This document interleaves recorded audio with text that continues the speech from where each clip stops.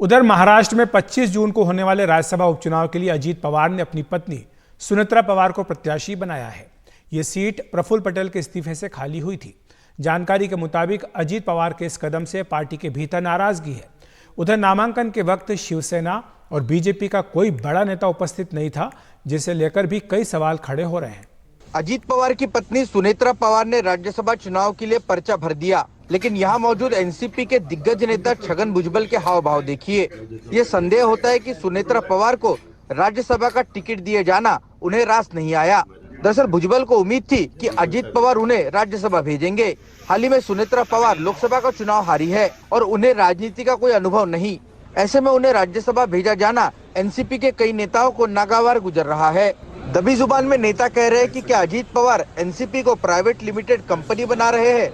हालांकि पर्चा भरने के बाद सुनेत्रा पवार ने कहा कि पार्टी में कोई नाराजगी नहीं है। ऐसी नाराजगी मुझे कहीं नहीं दिखी, क्योंकि सभी ने एक साथ मिलकर ये निर्णय लिया है। भुजबल जी फॉर्म भरते समय वहाँ मौजूद थे और उन्होंने मुझे शुभकामनाएं भी दी, इसलिए मुझे लगता है कि कोई भी नाराज नहीं है। एनसीपी नेता प्रफुल्ल पटेल ने अपने 2022 के राज्यसभा चुनाव से इस्तीफा देकर 2024 में फिर से राज्यसभा सांसद का पद स्वीकार किया था। इस वजह से एनसीपी की एक राज्यसभा सांसद की जगह खाली थी। अब जो इस खाली सीट पर आएगा उसे करीब 4 साल तक सांसद बने रहने का मौका मिलेगा। प्रफुल्ल पटेल की पहली राज्यसभा का कार्यकाल 2022 से 2028 तक था। अब सुनेत्रा पवार राज्यसभा जाती है तो वह 2028 तक सांसद रहेगी। ये जो निर्णय जो है हमारे कोर ग्रुप के जो लोग हैं, हमारे मंत्रीगण जो है और एमपी ये प्रफुल्ल पटेल साहब और एमपी और अध्यक्ष हमारे राज्य के तटकरे, सब हम लोगों ने बैठकर जो है चर्चा की। बहुत सारे लोग इच्छुक थे। हाँ, ये भी है, मैं भी इच्छुक था।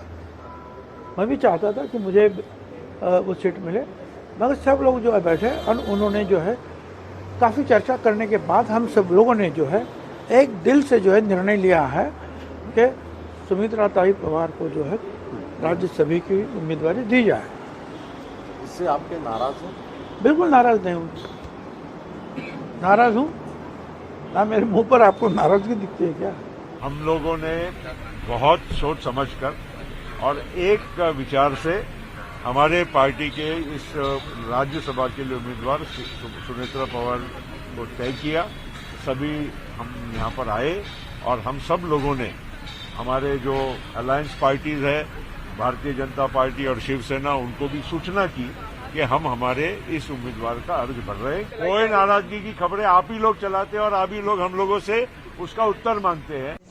विधानसभा में एनडीए के विधायकों की संख्या को देखते हुए सुनेत्रा पवार के लिए चुनाव केवल औपचारिकता भर है, लेकिन उनकी उम्मीदवारी से एनसीपी अजीत पवार गुट के भीतर नई खटास पैदा हो सकती है। मुंबई से रौनक कुकड़े, एनडीटीवी इंडिया के लिए।